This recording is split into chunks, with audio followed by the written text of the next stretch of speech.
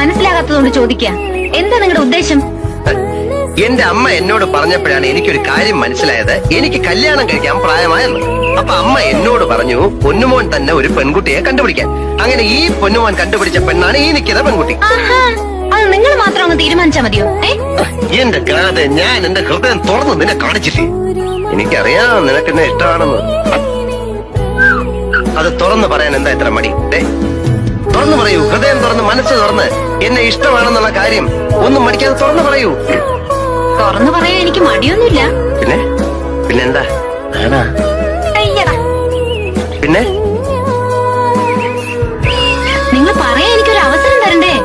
ഓ അങ്ങനെ. Okay I am sorry. ശരി, പറഞ്ഞോളൂ, ഞാൻ കേൾക്കാൻ കാതോർത്തിരിക്കാം. എനിക്ക് നിങ്ങളെ ഇഷ്ടമല്ല. I hate you. It's impossible.